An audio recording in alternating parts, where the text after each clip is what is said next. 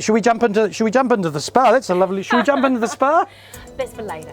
Oh, well, I told you about Seatoun. Yeah. Just in Seatoun here, looking to meet one of the artists, a very, very famous artist. I've just got to. Oh, hello. How are you? Good, thanks. Oh, good. Nice to meet you. Nice to meet you too. Yeah. So we're. I've just come out to Seatoun to meet with Lynne Sandri. Nice to meet you. And this is art at its best. And out in Seatoun here today, Lynne, what have you been up to? You're obviously painting out in the shed, which will go out later. What's been happening over summer? Well, paint's always flying, and been in the studio and loving it. It's been such a brilliant summer, and I've lucky enough to be working on a big project for a company and doing about 3 or 4 big works. So.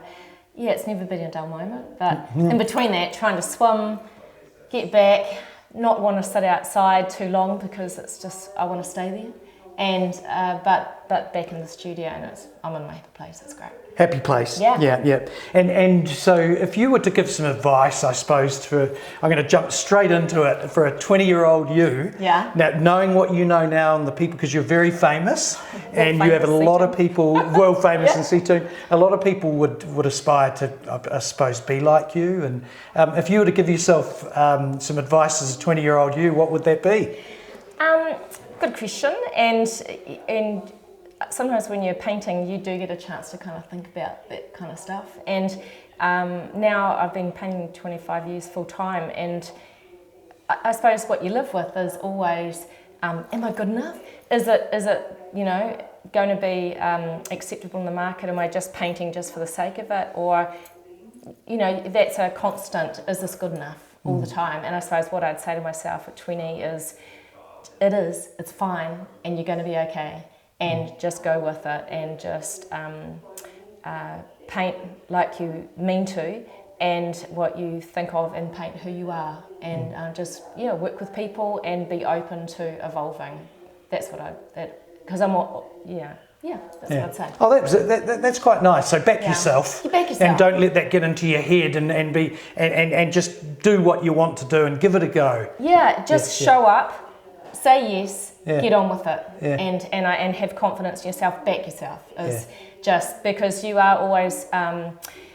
What is it? Art is a hierarchy of thumbs. You're either in or you're out. Right. With some institutions, and actually you can kind of do it on your own, and you've got to think creatively, not just for your work, but actually creatively as a business, and go.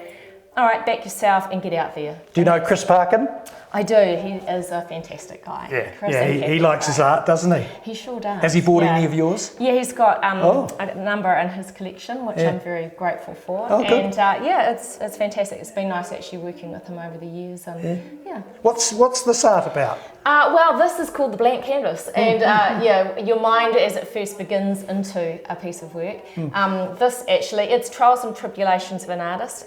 These canvases, I use a supplier in Invercargill because they do the best canvases. But sadly, because they were so big, it was for a big foyer painting for a building, and but they arrived and they were broken. The courier had smashed through them, sadly. So they've been rebuilt, but I've had other canvases. Well, I can see a hair here. Is that the interactive bit? Is that your hair? Yeah, it's starting to grow. And are you working in the night?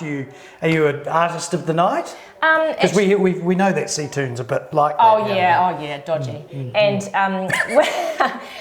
no, I work full time during the day, but I tend to take the paintings and bring them in here to look at, and allows you to see it in different lights. So in your studio, you can just go, wow, that's fantastic, and then you get it into another room and you go, oh, hang on, that needs work.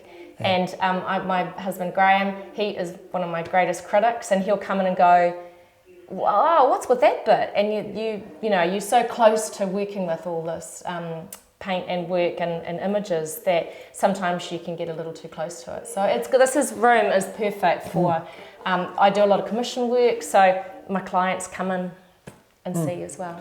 Well, what we'd like to do now is obviously this is a feature for celebrating Wellington's woman. Yeah. And I what do we're going more to than just the big blank.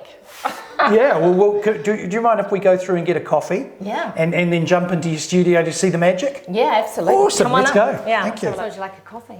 Oh yeah, I'd have a twin frappuccino, Americano, trippino. With a twist of lemon. Yeah. Can you paint that? Probably. Somewhere. This is really noisy. That's what happens when you're at an artist. You've got to be very, very creative. Okay, let's get out into the room, eh? Let's see where the magic is. Should we jump into the spa? That's a lovely. Should we jump into the spa? That's for later. Oh, well, I told you about Seatoun. Yeah. Wow, we're out in a shed, and it's incredible. Some of this is beautiful and colourful. Are these all coming out of your head?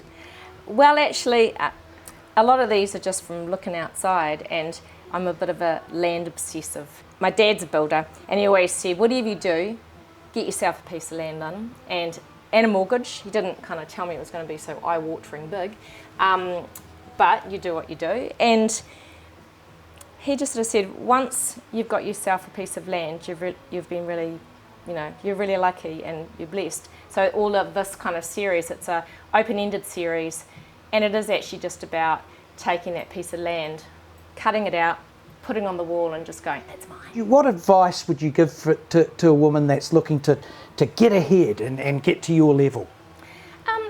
I think it's about learning from other people and just be forever learning. And I think that some people I've met just go, no, I know what I know and I'm just going to go and do it. And I'm thinking, actually, no, I've learnt so many things from so many people, and just by talking to them about art and colours and perspectives. And I think that if you stop asking, you stop learning. And if someone said to me, oh, when you've stopped growing, you've stopped living. Who's someone that's helped you along the way? Oh, look, I've had lots of people, people who believe in you, like Corin. This is Corin Cole? Yeah, she's awesome. Yeah. And just being able to just get that confirmation, to be able to go, yeah, that's fantastic and we love it, and to go with you on a journey, like, yeah. And I think also just getting out and about, like, in the weekends I try to go to all the exhibitions and see what's going on and see who's doing what and why, and also just what actually makes me tick. Puts a fire in my belly. Yeah. And for me it was when I see colour and texture, and you just go, actually. Do you get a block? Do you get moments where you're angry, or do you paint different when you're angry or frustrated, or are you always this positive? A painting has a life cycle. It's like a child. You have the whole idea of having a child at the beginning, or creating an idea for a painting. You're just going, yeah, that's amazing, and then you start painting it, and then you're like, this is great, and then it turns into an ugly teenager, not an ugly teenager, but a challenging teenager, and you hate it. You're just going, what have I done? What was I thinking? Do you get angry? Oh, you just do you throw your toys out? No, you just get frustrated. You have. But do you? Come on, tell us. You must get angry. Well, no, it's perspective, right? Would you walk away? What I do is actually, I'll either turn it upside down. I'll turn it upside down. Yeah, it just gives you another perspective. Take it into the hallway where where we started, and actually have a look at it in a different way. Get some other perspectives on it in terms of feedback if it's not working. Some get to go inside the cupboard and stay there. But actually, if you've done your design first, like this was the design for this painting. So actually I did a design first before I even began it. So the chances are you don't just slap it on and begin. Like, this is a design for the big foyer painting I've just completed that is now in an amazing building. And this was the design so I could get it right. So there's a whole lot of pre-thinking. There's a myth about the artist starting with it right and slapping it on. There's so much prep that's gone into that beforehand so that you can actually communicate with people and do that. That's just the way I work. Hey, I'll tell you what I'm going to do. Because we're an experience engine with Wellington in your pocket, I'm going to put you on the spot. Yep. What would your experience be if you could glue a few things together? Well, it'd have to be a drink and dinner at Bulcock Bistro, and then wander down and grab an ice cream at Duck Island Ice Cream. And then, because you're in the heart of the city, go for a wander around the shops and just have a look in the windows, see what's going on in the city, because it's just creative and there's always something going on, and everyone is changing their window fronts just to be able to look around and get a feel of what's going on in the city. Just down Cuba, around Roxburgh Street, it's good. Just Awesome. food. So a dinner, a drink, Yeah. an ice cream, Yeah. and a walk around our creative city. Yeah. That sounds awesome.